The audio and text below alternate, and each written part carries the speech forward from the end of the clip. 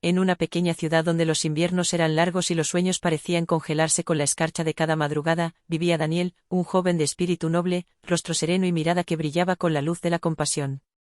Su vida era sencilla, trabajaba en la librería de su tío, leía bajo la luz tenue de un farol antiguo y cuidaba de su madre enferma. No tenía grandes riquezas, pero su corazón albergaba un tesoro de bondad inagotable. Una tarde de noviembre, mientras colocaba libros en la vitrina empañada por el frío, una figura temblorosa llamó su atención. Era una joven, delgada, con una bufanda raída y ojos que reflejaban hambre, pero también una llama inquebrantable. Se llamaba Clara. Clara había llegado de un pueblo aún más olvidado, con la maleta llena de papeles de becas denegadas y cartas sin respuesta. Su sueño era estudiar medicina, pero su realidad apenas le permitía comer. Dormía en un refugio municipal y pasaba las tardes en la biblioteca pública, donde devoraba libros de anatomía y fisiología como si en cada página encontrara una promesa de futuro. Daniel, conmovido por su determinación silenciosa, empezó a dejarle café caliente en la mesa de lectura, luego algunos libros que él mismo compraba, y un día, sin pedirle permiso, pagó la tasa de aplicación para una universidad en el extranjero. Clara, al principio reacia, aceptó entre lágrimas. «Te lo devolveré algún día, Daniel». «Con intereses», dijo, sin saber que la vida guardaba un modo especial de cumplir esas promesas. Pasaron los años. Clara se fue, primero a Madrid, luego a París, y finalmente a Montreal, donde no solo estudió medicina sino que se convirtió en una de las investigadoras más reconocidas en neurología infantil. Mientras tanto, Daniel seguía con su vida modesta, sin buscar nada a cambio, apenas preguntando de vez en cuando por ella a través de cartas que rara vez eran respondidas. 20 años después, en esa misma ciudad cubierta por la escarcha, la librería de Daniel había envejecido con él. Sus manos ya temblaban un poco al pasar las páginas, pero su espíritu seguía tan generoso como antes. Una mañana, una mujer de abrigo elegante, con un andar firme y sonrisa que podía derretir cualquier invierno, entró por la puerta. «¿Daniel?», preguntó con voz que traía ecos del pasado. Él levantó la vista y tardó unos segundos en reconocerla. Los ojos eran los mismos. Aquella llama seguía viva. «¿Clara?». Ella asintió. Y sin dar tiempo a más, lo abrazó con fuerza, como si con ese gesto pudiera remendar todos los silencios de 2 décadas. «He vuelto para pagarte lo que te debo. Pero no solo con dinero. He comprado esta librería, Daniel.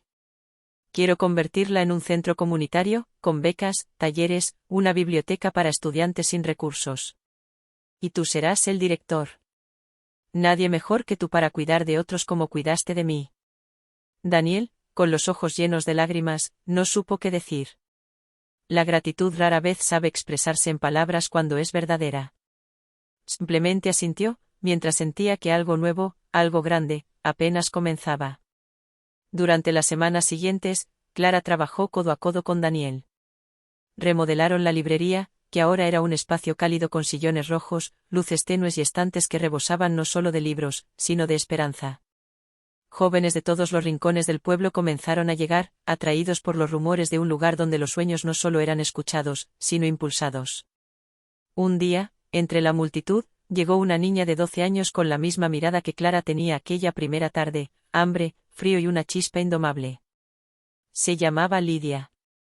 Había huido de un hogar roto y dormía en estaciones de tren. Daniel le ofreció una taza de té, Clara un cuaderno nuevo. Lidia empezó a visitar el centro cada día. Clara la tomó bajo su ala, reconociendo en ella el reflejo de su propia historia. Le enseñaba anatomía, le hablaba de Montreal, de las veces que quiso rendirse pero no lo hizo, y sobre todo, del joven que creyó en ella cuando nadie más lo hizo.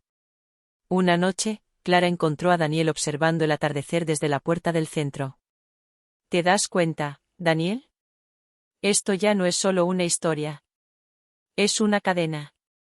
Tú me ayudaste, ahora yo ayudo a otros, y ellos, algún día, harán lo mismo». Daniel sonrió, con esa calma que siempre lo caracterizó. Lo que das con el corazón, vuelve multiplicado. A veces se tarda, pero siempre vuelve. Y justo cuando las luces de la ciudad empezaban a encenderse, como un reflejo del calor humano que renacía en aquel rincón olvidado del mundo, Lidia apareció corriendo, con una noticia en la mano. «Me aceptaron en el programa de verano de ciencias. Voy a viajar a Madrid. Clara y Daniel se miraron. Era solo el comienzo. Daniel sonrió con una mezcla de sorpresa y orgullo. Clara soltó una risa suave, una de esas que nacen desde el alma. Lidia saltaba de emoción, mostrando la carta como si fuera un billete dorado hacia un futuro mejor. Clara se agachó frente a ella, le tomó las manos y le dijo con voz firme y amorosa: Esto es solo el principio, Lidia. Tienes talento, pero también tienes algo que no se enseña en ningún libro: coraje. Esa noche, cuando las puertas del centro comunitario cerraron, Daniel y Clara se quedaron en la pequeña cocina tomando té. El aroma a canela y limón llenaba el ambiente. Afuera, la nieve comenzaba a caer, cubriendo las calles de blanco, como si el tiempo quisiera hacer borrón y cuenta nueva. ¿Sabes?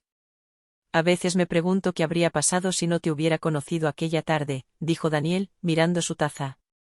Y yo me pregunto qué habría sido de mí si tú no hubieras apostado por una desconocida, respondió Clara. Lo que hiciste fue una especie de milagro, Daniel. No solo me ayudaste a estudiar, me enseñaste que hay personas capaces de dar sin esperar nada a cambio. Y eso me cambió para siempre. El silencio se instaló un momento entre ellos, no como un vacío, sino como un espacio lleno de significado.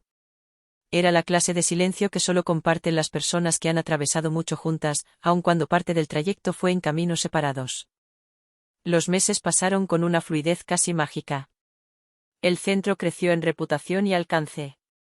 Llegaban niños, adolescentes y jóvenes adultos que buscaban un lugar donde estudiar, aprender oficios, o simplemente escapar por unas horas del peso del mundo. Clara se encargaba de las becas, gestionaba alianzas con universidades y centros médicos. Daniel, por su parte, organizaba tertulias literarias, noches de cine, clubes de lectura. Su sencillez y calidez eran el corazón del lugar. Un día llegó una joven con un niño pequeño en brazos. Se llamaba María y había escapado de una situación de violencia doméstica. No tenía papeles, ni trabajo, ni esperanza. Daniel le ofreció una habitación en la planta alta del centro, que habían acondicionado para casos de emergencia. Clara la ayudó a regularizar su situación y la matriculó en un curso de enfermería. En cuestión de meses, María caminaba con otra postura, otra luz. Su hijo, Gabriel, aprendió a leer en el rincón de lectura infantil donde Daniel contaba cuentos los sábados por la mañana. Cada historia que llegaba al centro era distinta, pero todas se entrelazaban con una línea invisible tejida de compasión y fe. Pronto, medios locales comenzaron a interesarse por lo que allí sucedía. Luego, llegaron invitaciones a congresos, entrevistas, reconocimientos. Clara viajaba con frecuencia, llevando el modelo del centro a otras ciudades, incluso a otros países. Pero siempre regresaba. Porque su ancla, su raíz, estaba allí. En esa ciudad donde un joven librero creyó en una extraña que solo tenía hambre y sueños. Daniel, aunque siempre modesto, empezó a aceptar que el centro había dejado de ser solo un sueño compartido para convertirse en un movimiento. Clara insistía en que escribiera un libro, una memoria, algo que quedara para las generaciones futuras. Él se resistía al principio, pero un día, mientras ordenaba una caja vieja de cuadernos, encontró la primera carta de Clara, escrita desde Montreal. Releyó sus palabras, sentidas y torpes, con esa caligrafía apurada de quien no tiene tiempo porque está construyendo un nuevo destino. Entonces entendió que sí, que debía escribir. No para enaltecerse, sino para que otros supieran que una acción, por pequeña que parezca, puede cambiar el rumbo de una vida entera. Empezó a escribir por las noches, después de cerrar el centro, con una taza de té y el silencio como compañeros. El título le vino casi sin pensarlo: Una taza de café y un sueño. Mientras tanto, Lidia vivía su propio despertar. El programa en Madrid fue una revelación. Volvió con los ojos brillando, una mochila llena de libros de ciencia y una determinación férrea. Clara, orgullosa, le consiguió una mentora en una universidad internacional.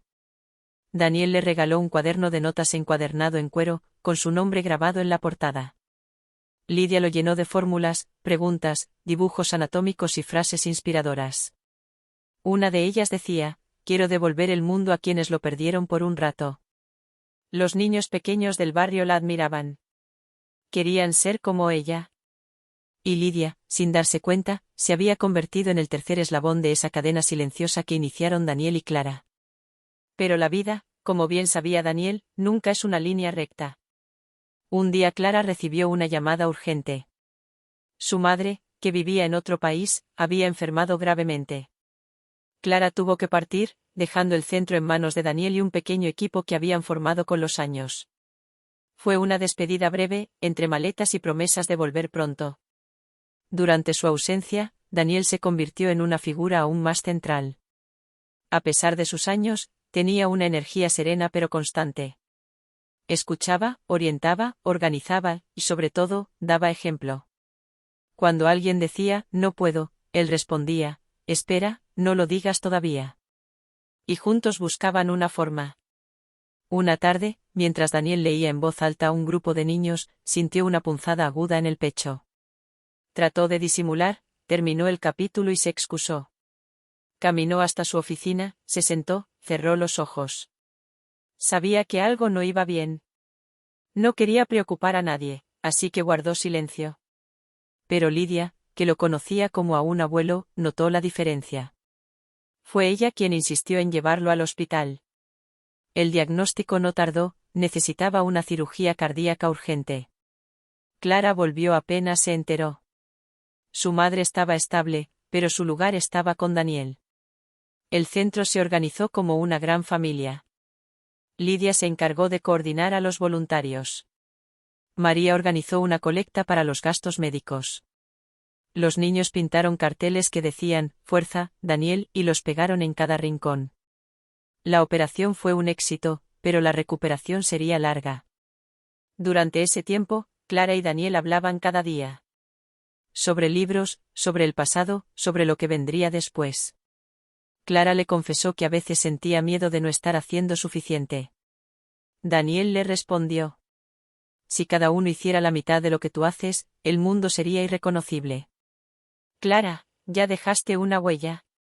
Ahora deja que otros la sigan. Cuando Daniel regresó al centro, meses después, lo recibió una ovación. Lidia lo abrazó fuerte. María lloró. Los niños lo rodearon con dibujos y risas.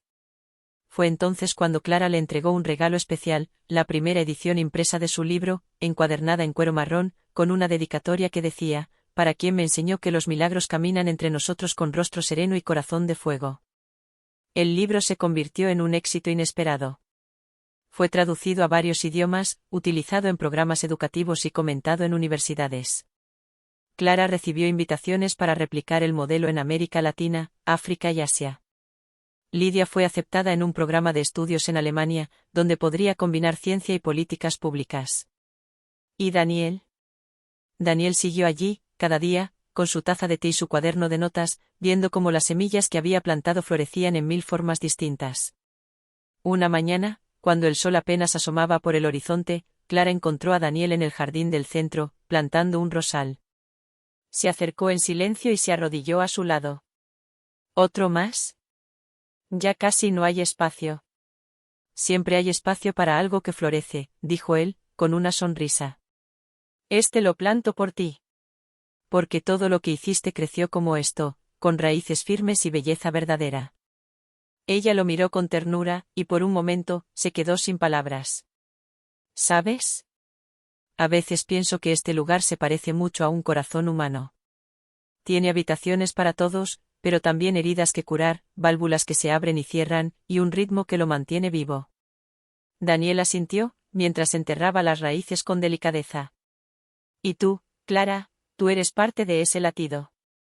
El viento sopló suave, moviendo las hojas como susurros del pasado.